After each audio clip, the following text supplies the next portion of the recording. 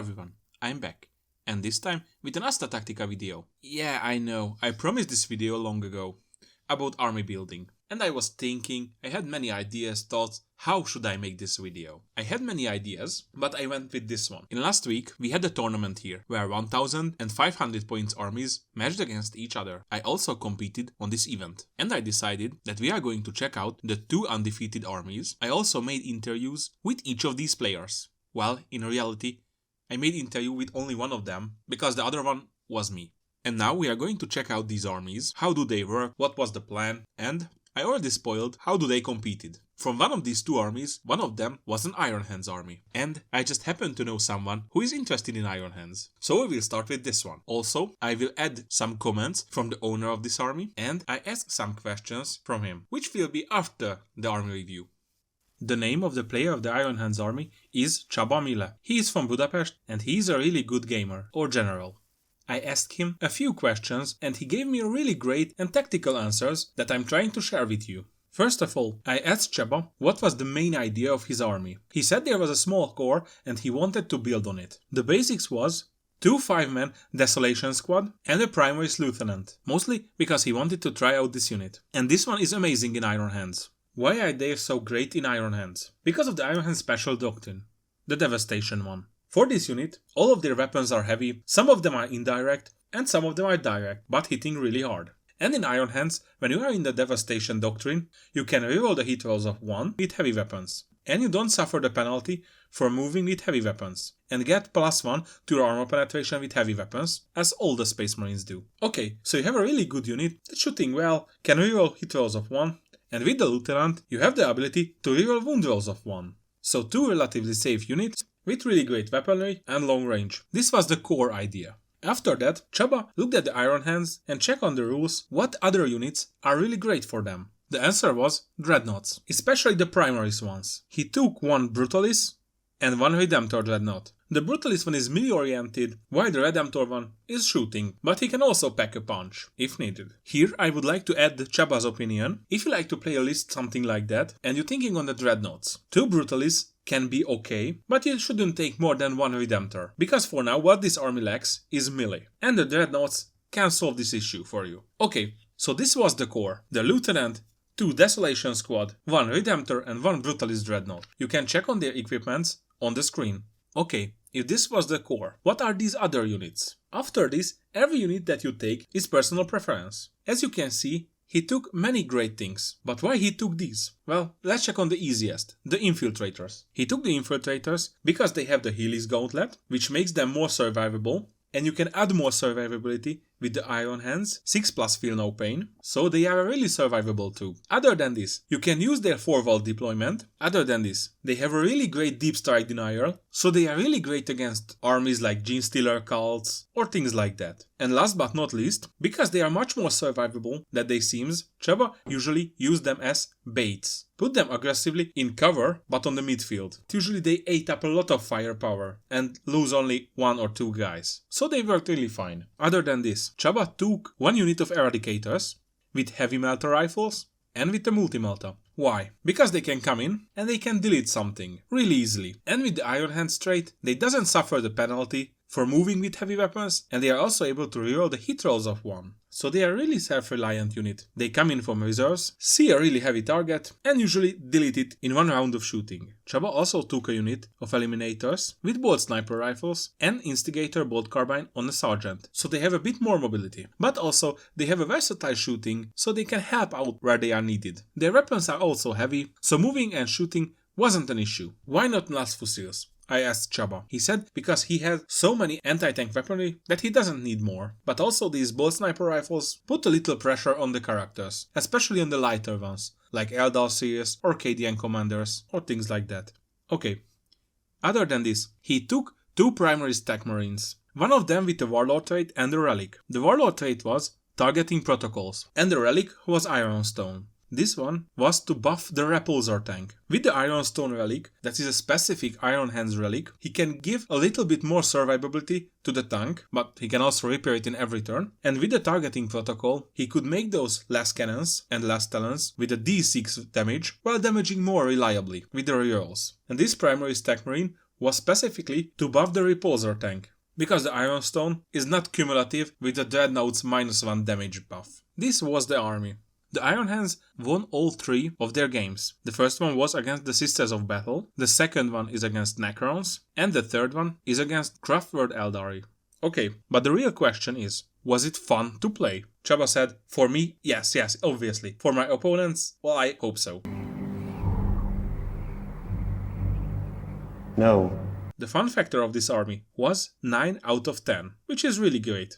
Why was this so great to play? Because it can consistently hold itself to the plan and the playstyle that it was planned to do. And one really good thing with this army. As far as we know, the rules change for 10th edition. This army will be playable at least 90% like this in 10th edition. But that's just a theory for now. Soon we will have the rules and we will see. But for now, this exact army looks really playable in 10th edition. So this was the Iron Hands army. Now let's check out the leagues of Votann. The Chosen League was the Great Turian League, which gives you a few interesting abilities. First of all, when you are counted for capping an objective, you count as 2 models. Or, if you have more than 10 wounds, you count as 5 models, which is really nice.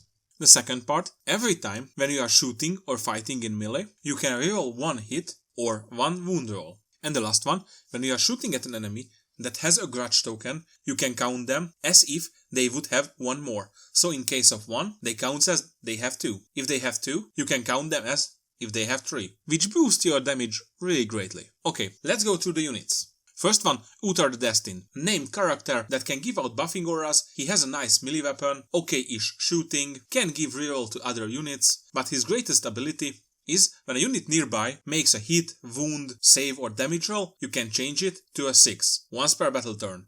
This one is really amazing with the Magnarail rifles, because if you make a roll of 6, the Magnarail's damage spills over, so if he is nearby, you can use it as an anti-infantry weapon also. And he is a Call, so he can give out judgment tokens, which is essential to this army. The next HQ option, a Brokir Forgemaster. He can repair vehicles, he can ignore 1 damage that they taken per turn with the Warlord trait. So he's a really great combination with the Sagittars and with the Hecatron Land Fortress. We have 1 unit of basic guys with the Med Pack and the small Magnarail rifle. So they have a punch in shooting, but also they have a little more survivability.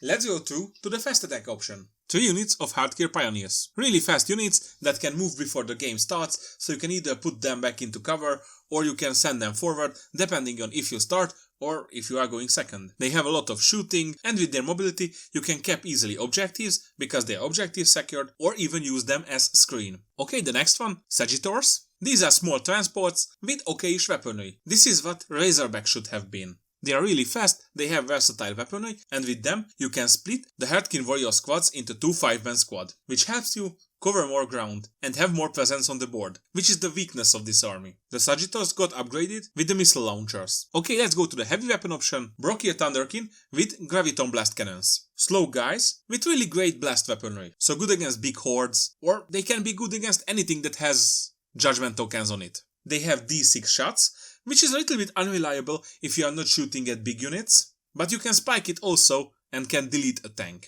which they did against the Astra Militarum. In every game, I sent them off the board and brought them in, when there were enough judgment tokens or when I needed a little bit more firepower. For 105 points they are amazing. And the last one, Hecatron Land Fortress, a really big chunky model which has a lot of firepower. I used it with the bolt weaponry, so many anti-infantry and anti-elite shots, and also I took the Magnarail cannon. With Uther, it was really great. Basically it's 1 shot with really great strength, armor penetration and 6 plus 2d3 damage, which is at least 8, but in best case it's 12. And if Uther is nearby, you can change the wound roll to a 6, and you probably wipe an infantry squad. Okay, that's it. Fast and versatile firepower. That was the name of the game.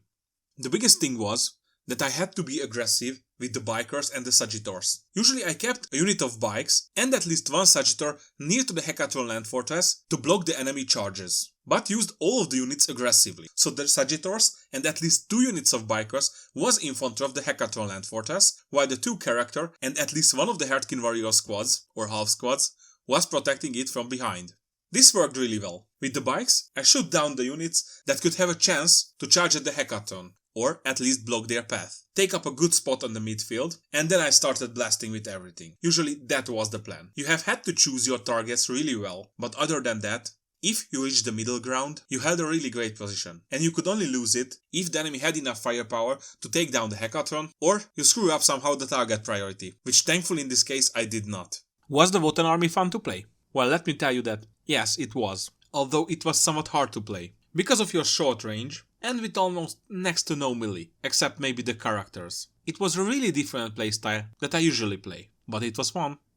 In the first turn, I played against Thousand Suns. On this match I scored 94 points out of 100. On the second game, I played against Astra Militarum. I've got 99 points out of 100. This one went really well. And at my last game, I played against the Necrons. Here, I scored 96 points out of 100. I think I got lucky matchups, but this army is also did its job very well. Probably I would lost against the Iron Hands, and there was a Sisters of Battle army. I think that one would also have been a hard matchup. There were strong armies there, but this too was the most threatening to my Wotan list. I hope you heard something useful, or at least learned something. The Marine armies will probably change a little bit in the 10th edition, but as far as I can see, this Wotan list is around 80% that it will be staying the same. Only difference will be probably the auras of Uthar and all the calls.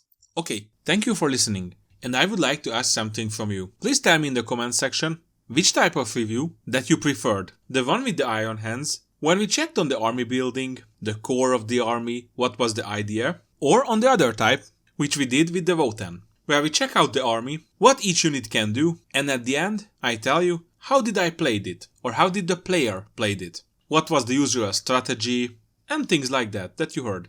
Thank you for listening once more, and I hope I see you in the next one.